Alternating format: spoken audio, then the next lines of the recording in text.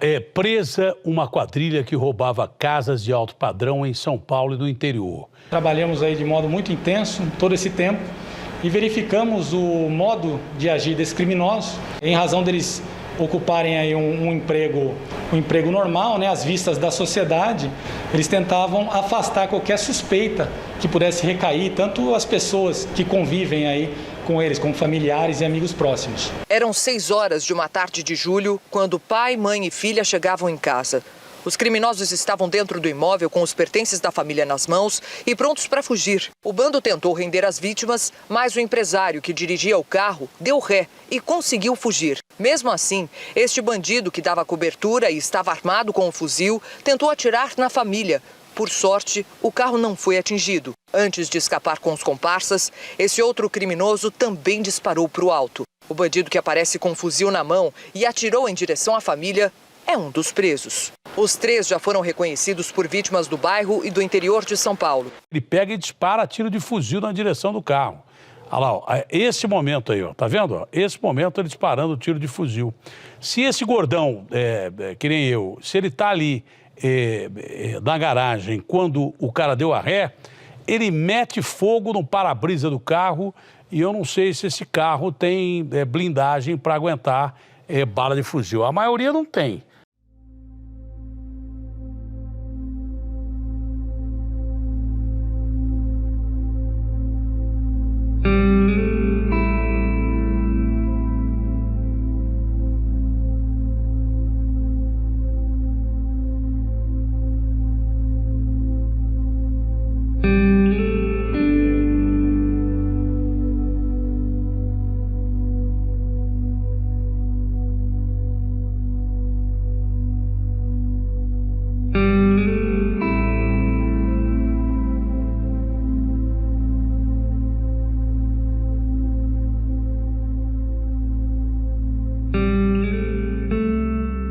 Quando teve o ocorrido, eu não trabalhava de dia, então eu trabalhava à noite. E o ocorrido foi no período da tarde, onde a polícia bateu na minha casa, né? E pegaram a minha família, minha filha de 10 anos, e mandar um áudio para mim. Pai, vem para casa correndo urgente porque eu tô passando mal, eu tô com muita febre e eu vou desmaiar.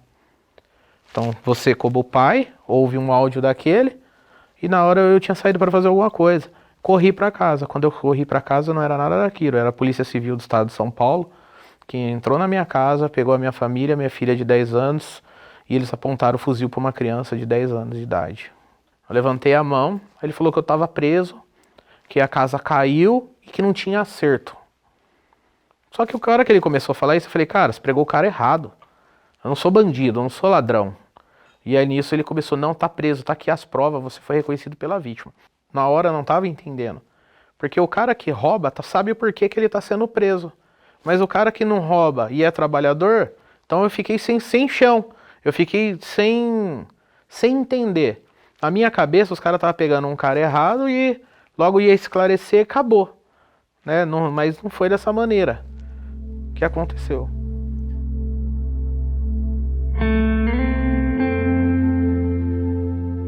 Foi bem na pandemia, né? Quando aconteceu, eu estava no sítio do meu irmão, né? E aquele dia me deu um sono. Eu falei assim, eu vou dormir, mas quando eu gosto de deitar, eu desliguei meu celular, baixei tudo, desliguei a internet, fiquei fora do mundo, né? Falei, vou descansar. E a minha nora ligando para mim desesperada, né? Porque tinham levado ele. E eu acredito que isso foi até Deus. Por quê? Se ela tivesse ligado para mim na hora que aconteceu, de lá aqui, geralmente eu levo 40 minutos, mas no dia que eu fiquei sabendo tudo, eu não levei nem 30. Então eu vim que nem doida. Mas foi bom que eu cheguei aqui, eu não vi, porque se eu tivesse visto ele algemado e sendo acusado de uma coisa, eu tinha avançado nos policiais e eu tinha sido presa. Eu me conheço como mãe.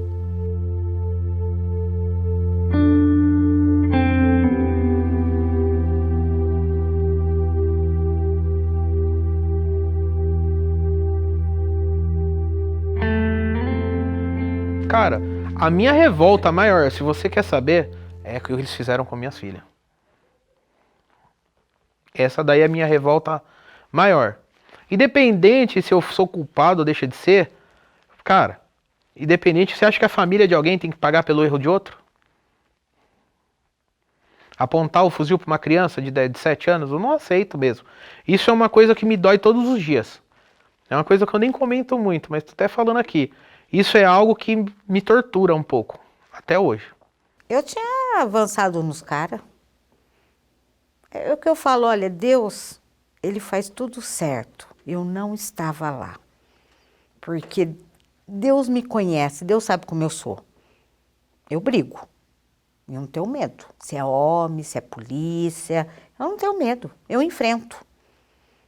É o meu jeito de ser esse. Então, por isso que eu falo, Deus faz as coisas certas. Ele me deu um sono, eu dormi, quando eu acordei já tinha acontecido tudo isso, você entendeu? Ainda vim para Campinas e voltei para o sítio, no mesmo dia.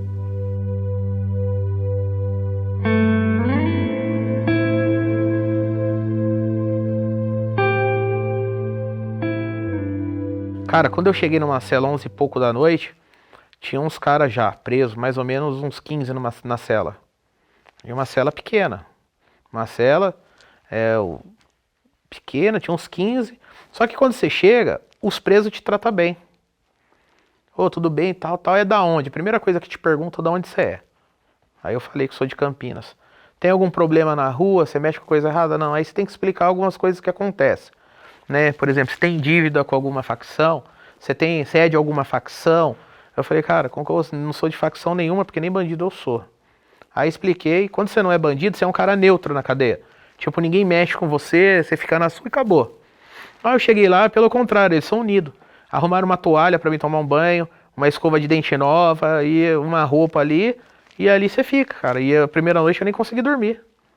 Você diz assim que alguém que não cometeu nenhum crime na cadeia é neutro, então porque tem mais pessoas que não cometeram nenhum crime. Tem mais pessoas. Tem mais. Eu conheci pessoas inocentes na cadeia. Não tô falando que todos os presos são inocentes. Às vezes as pessoas entendem mal quando a gente fala nesse sentido. Mas eu tô falando que uns 3% é inocente. Uma mãe entrar numa cadeia é dura, hein? Eu tinha curiosidade, sabe? Antes de entrar. Eu sempre falava, né? Eu tenho umas amigas que são missionárias, elas vão fazer missões em cadeia, né? E eu sempre falava pra ela, um dia eu vou com vocês pra mim ver como é. Mas eu nunca fui, mas cheguei aí, né? Você entendeu? Então, assim, é muito difícil uma mãe ficar naquela fila, embaixo de sol, de chuva. Aí você é humilhada, porque a gente é humilhada lá dentro. Não é só eles não, nós somos também. Sabe, o modo deles falarem com a gente. Aí você fala assim, meu Deus, eu não sou ladrona, meu filho não é ladrão e a gente é obrigado, mas eles tratam a gente como mãe de ladrão. Ele não quer saber se é inocente, se você é ou se você não é. Você entendeu? Então, assim, é muita humilhação para uma mãe. Ficar ali vendo o seu, sabe, passar pelo que você passa para visitar o seu filho. É muita humilhação. Eu já cheguei a ver, né, pessoas lá dentro, né, o jeito deles falar, da gente tem que sentar naqueles banquinhos, erguer perna, você sobe, aí ergue a mão, põe a mão na cabeça, sabe? Então você vê, aí eles gritarem, né, não tô falando, né, assim. Então, assim, é bem humilhante, pessoas de idade, porque lá vai tudo quanto é idade, né? Vai pessoas idosas. Então, o modo deles tratar é muito humilhante, meu Deus. É uma coisa muito triste. Aí me colocaram nessa cadeia. Tinha 49 pessoas numa cela. Não cabia todo mundo para dormir. Não tinha coberta, não tinha nada. Era o que tinha, eram umas coisas rasgadas no chão. Não tem chuveiro, era um cano d'água gelado e acabou. Se você quiser, é isso. E se acordar e tiver água, já toma água, porque eles desligam a água, né? Você não tem a água para você usar a hora que você quer, se você quiser tomar um banho ou tomar uma água. É só quando eles querem, é quando a polícia quer. É muito triste. Meu Deus, quando eu vi a comida deles chegarem, Eu falei, meu Deus, é lavagem. Eu falei, ele falou, mãe, quieta. Falei, ai, meu filho, mas você quer que eu fale o quê? É lavagem isso daí, sabe? Eu não sei ficar quieta. Se eu já falo, realmente. Eu vi o cara catou uma panelinha, primeiro passa o feijão, aí depois eles vêm com o caldo. Eu falei, que isso? Eu falei, isso é comida de porco? Então eu falei, é assim, era a comida deles. Só que eles têm que comer, se eles não comer, passa fome.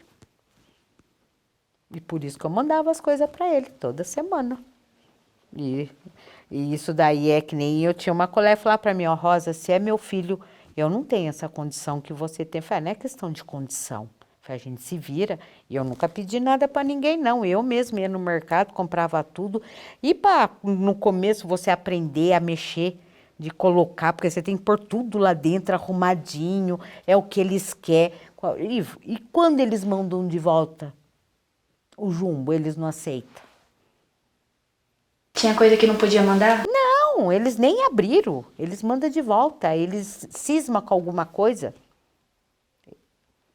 Aí você paga para mandar, e não é barato não, viu? Tinha vezes, porque dependendo do peso, era 50, 70 reais, toda semana era para mandar, fora o que você comprava.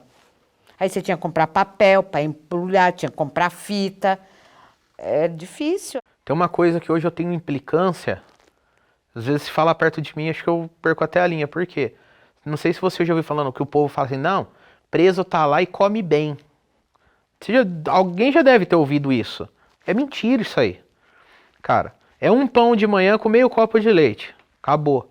11 horas, vem uma comida, cara, que você come pra não morrer. Minha mãe já viu essa comida como que era. Minha mãe só de ver, minha mãe falou, meu Deus do céu. Então, e a quantidade que vinha, cara, era do tamanho de uma tapoerzinha de uma margarina. Então era aquilo lá na hora, 11 horas da manhã, e uma banana às vezes, vinha também. Por mais que o cara aprontou alguma coisa, não é merecedor, eu acho, que de uma comida daquela que ainda vem com pedra, vem com gilete. Isso daí não é mito não, que os outros falam. Isso é verdade, eu vi lá. Já acharam rabo de lagartixa? Eu vi. Com meus olhos, isso daí não é conversinha que falaram, não. Realmente acontece.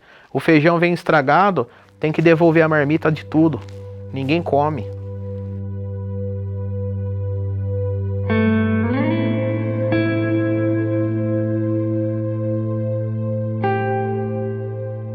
Você conseguiu conversar com a sua filha em algum momento? Cara, putz, tocou num assunto que foi complicado. Teve uma época que não tinha visita por causa do Covid, mas era via vídeo. E aí, quando eu fui para essa visita, eles acordaram a gente 5h30 da manhã, pra você ter visita 9 e pouco, 10 horas da manhã. E a hora que eu vi a minha filha na televisãozinha, que é coisa de 5 minutos que eles deixam, você conversar com a sua família ali, eu vi a minha filha, eu vi as duas. Eu mesmo não conseguia nem falar, fiquei travado. O que elas te disseram? Que me ama. Foi a primeira vez que você conseguiu falar? Foi a Beatriz, minha filha mais velha, falou, pai, eu te amo. Aí ela começou a chorar. Foi onde que eu mesmo não consegui, eu não aguentei. Como vó, isso sim, mexeu. Aí como vó, meu Deus, eu brigo pelas duas.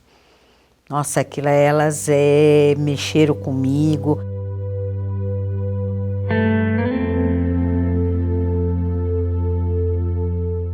Ah, isso aí foi o pior dia. Esse dia eu nem saí da cela. Dia 16 de junho, eu não saí de dentro da cela. Como eu fiquei um ano e 2 meses, eu passei Natal lá preso, passei Páscoa e passei aniversário de todo mundo lá preso. Cara, isso é uma tortura. Isso é uma tortura. Isso é uma coisa que pega o preso, né? Tipo, se arrependimento matar, sei lá, às vezes você deixou de estar com sua família ali por algum motivo besta, né? E não tava. Então, assim, passa muita coisa na sua cabeça lá dentro. E assim, e tortura, o seu psicológico, né? Porque você tem as crianças pequenas, tudo mais, eu tinha que ser forte também. Eu não podia, tipo, me entregar e não tentar nem lutar, não falar nada, ficar na minha, sem nada. Então, assim, eu sabia, igual minha mãe mandava pra mim, se cuida aí dentro, que aqui fora eu tô cuidando. Então, assim, eu me preocupava bastante comigo lá dentro, porque não é fácil também. Você ficar lá dentro, lá, com 45 pessoas dentro de uma cela que você não conhece. Nós fizemos festa, comemoramos. Comemoramos tudo normal. Ainda eu falava para ele, ó, fique em paz que o aniversário dela elas vão ter. A gente comemorou normal. Ela ficou bem? Ficou bem. A gente deixou ela bem.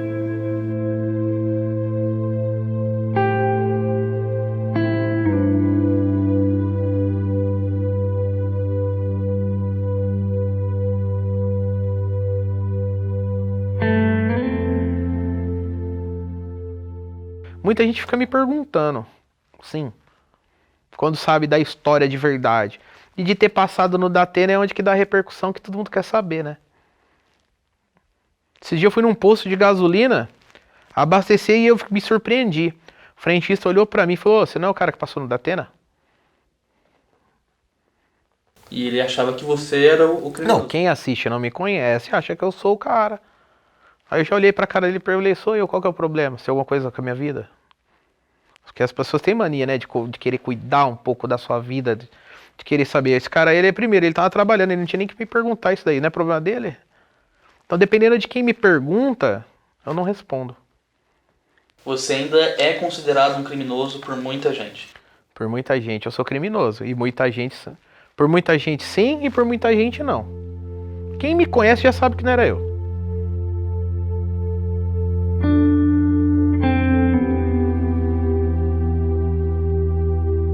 É o que me dava força. Quando minha mãe falou assim, ó, eu sei que você é inocente e não vou te deixar ir. Porque assim, minha mãe, ela é uma mulher muito correta com essas coisas. Se eu tivesse feito, eu vou te falar pra você, eu tava lá até hoje, porque ela não tinha me feito não. Eu acho, né? Porque ela não passa a mão em coisa errada. Minha mãe não gosta de coisa errada. Né? Na verdade, nem um pai queria que seu filho fizesse, né? Mas ainda tem pai que o filho faz e a mãe ainda passa, e a mãe e o pai passam a mão. No meu caso, não. Minha mãe, a primeira, ela procurou entender o que estava acontecendo, para depois ela ter um... Minha mãe não chegou me julgando, pô, o que você fez, que não sei o que, não. Na hora que ela viu o que estava acontecendo, ela já entendeu. Quando ela viu, eu acho que ela já entendeu tudo quando ela viu o vídeo. A hora que você vê o vídeo, não tem como. Ainda eu falei para o Dr. Júnior, o dia que a primeira vez que eu levei o Dr. Júnior onde ele estava, eu falei para o Dr. Júnior, você aperta ele, fala para ele que é para ele falar a verdade. Falei que não tem como, independente do que. Aí ele falou, ó, sua mãe falou que você tem que falar a verdade para mim. Mas eu sabia que não era ele. Isso eu já sabia, né? Mas a gente queria ouvir da boca dele, né? Aí eu sempre falei para ele, então se não é você, eu vou lutar por você. Agora, se fosse, que nem ele falou, aí eu não sei. Eu sempre, os meus filhos, eu tenho ele e tenho uma filha. Sempre falei para eles, não mexa no que não é seu. Porque o dia que vocês mexerem e acontecer alguma coisa, vocês forem presos por erro, esquece, eu não vou visitar. Tanto que ele tinha medo que eu não fosse. Ele tinha medo.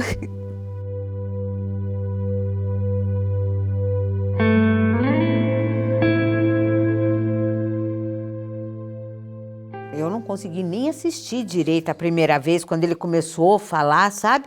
Nossa, aí depois que eu comecei, sabe, pôr um pouco a minha mente, calma, não adianta. Aí eu comecei a assistir pelo meu celular. Aí eu comecei a assistir, você entendeu? Falei assim, um dia ele paga por tudo isso, né? E ele é pago para isso também, né? Infelizmente, tá? Não só ele, como um monte de repórteres são pagos para isso aí. Então, a gente vai fazer o quê? O nosso Datena, meu Deus, deu vontade de ir lá, sabe? Ir na banda e na IPTV. Eu tenho conhecimento com pessoas que estão na IPTV. Deu vontade, sabe, de ir lá e detonar, mas não adiantar. Quer dizer, a gente ia estar mexendo num cacho de marimbondo. A gente não sabe no que estava por trás de tudo isso. Então, assim, a gente teve que fazer as coisas com calma, com sabedoria, para a gente poder tirar ele e cuidar dele. É o que a gente fazia.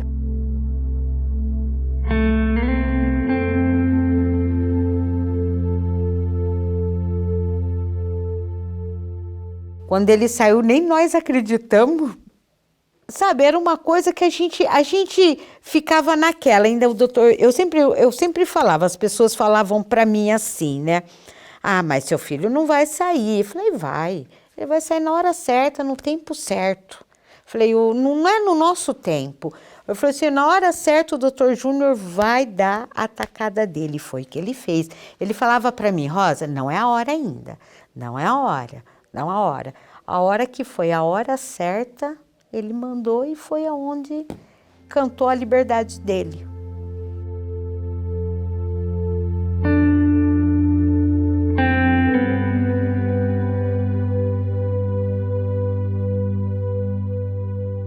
Eu acredito que hoje a Bia, né? A pequena não, porque a pequena, ela não sabe, né? Tanto que a gente perguntava para ela, cadê seu pai?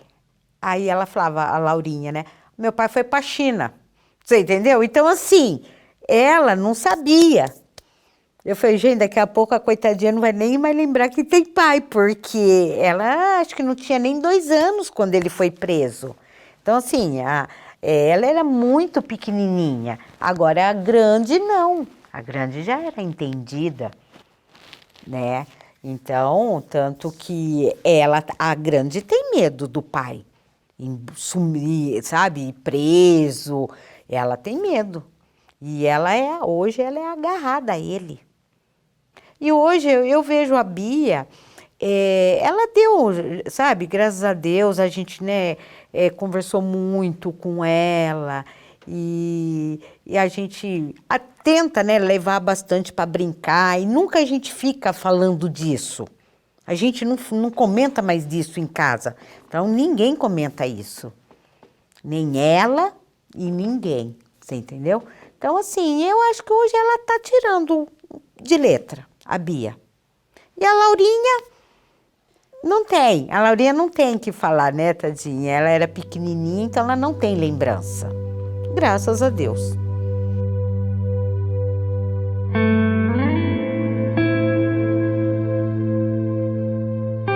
Dá valor na sua família, né? Dá valor nas coisas que é importante para você, porque às vezes a gente tem que passar situações desse tipo para ver quem realmente é na sua vida, quem realmente é importante.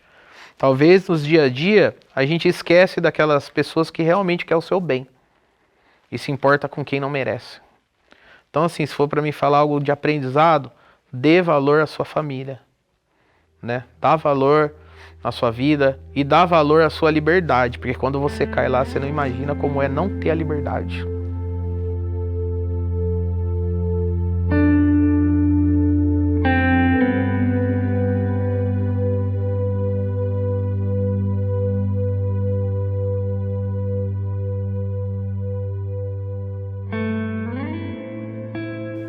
É assim, tudo que eu passei me fez refletir muito na vida e me ensinou a dar valor nas coisas importantes da vida. Então, ou seja, a minha mãe, além dela ter sido o alicerce de tudo isso daí, né, a base para segurar o que aconteceu, que não foi fácil, mas também me mostrou para mim o quanto ela me amava.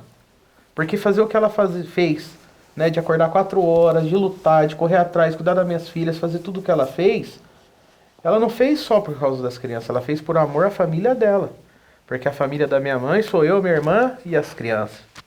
Então essa é a família da minha mãe. Só que a minha mãe mostrou que ela era o leão da nossa família. Porque quando mexe com né, esse aprendizado serviu para o quê? Para ensinar e ela mostrar. Talvez, às vezes, a gente não percebe no dia a dia. Mas quando aconteceu isso, minha mãe mostrou o amor dela pela família dela e por mim.